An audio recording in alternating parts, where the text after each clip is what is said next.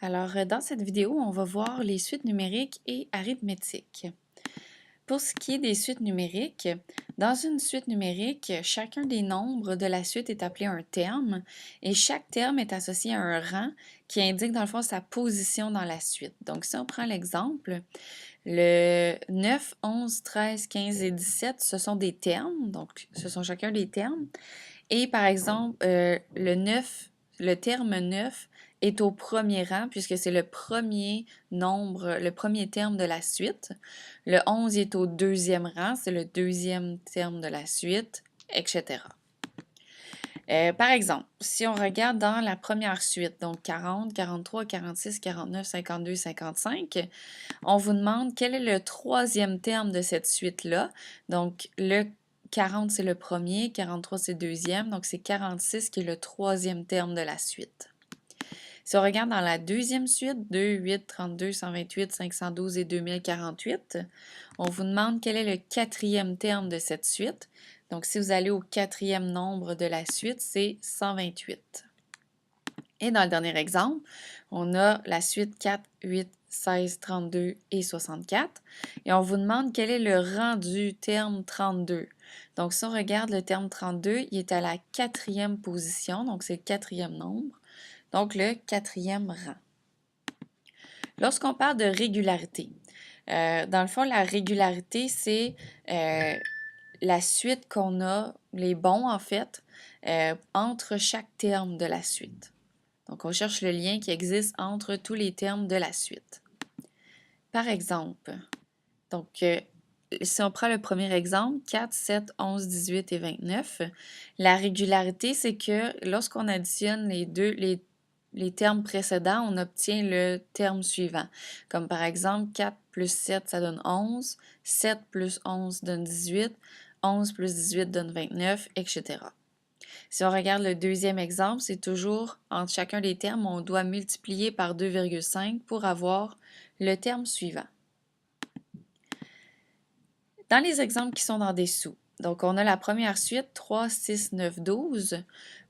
Dans le fond, la régularité de cette suite-là, c'est plus 3. Donc, on doit additionner 3 à chacun des termes pour avoir le terme suivant. La deuxième suite, moins 5, moins 10, moins 20, moins 40.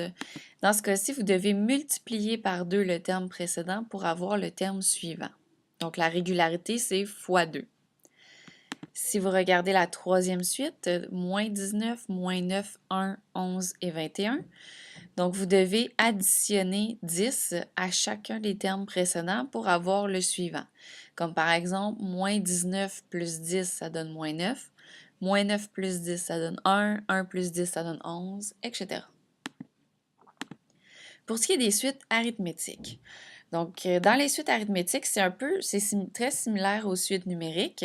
La seule chose, c'est que là, ici, la régularité ou la raison, ça va être des bons où on doit additionner ou soustraire. Donc, c'est un bon constant qu'on appelle la raison et c'est des plus ou des moins.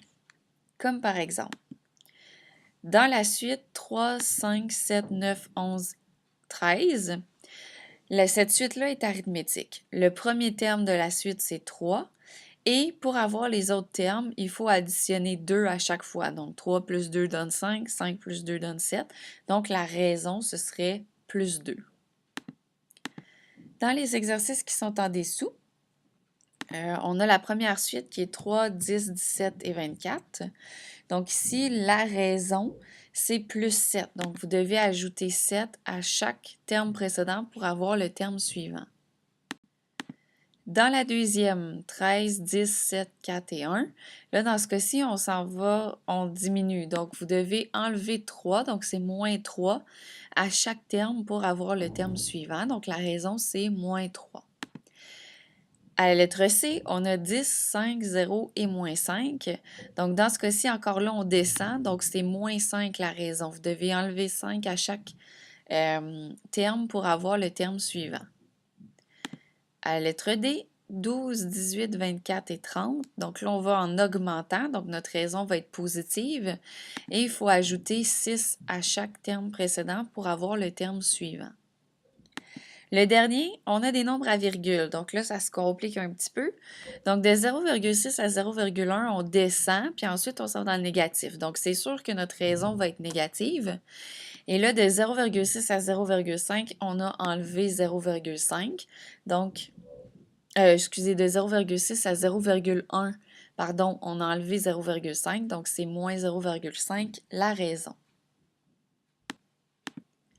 Il y a différents modes de représentation qui peut représenter une suite.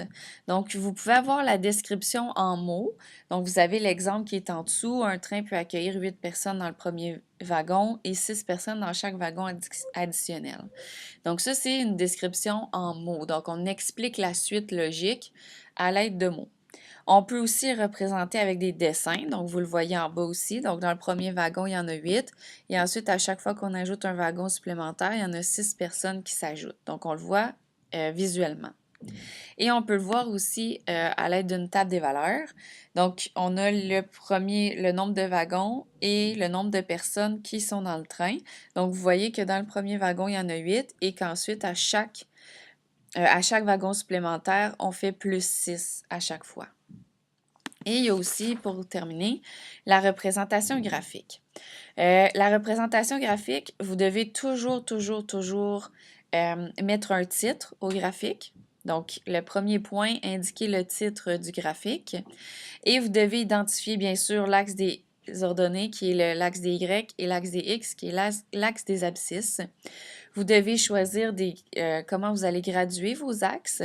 Et le dernier point, faites attention, l'axe des X, par exemple, vous devez toujours avoir les mêmes bonds. Donc, vous ne pouvez pas faire des bonds de 2 en premier, puis ensuite faire des bonds de 6. Là. Ça ne fonctionne pas comme ça. Donc, vous devez garder des bonds constants. Et les bonds peuvent être différents sur l'axe des X et sur l'axe des Y, en autant que vos bonds soient toujours constants sur chacune des axes. Et vous devez lire la remarque qui est en dessous. Le rang, c'est toujours sur l'axe des X et les termes vont toujours sur l'axe des Y. Donc, les rangs, ça correspond à l'axe des X et les termes vont sur l'axe des Y. Et en passant, l'axe des X, c'est toujours l'axe horizontal et l'axe des Y, c'est toujours l'axe vertical.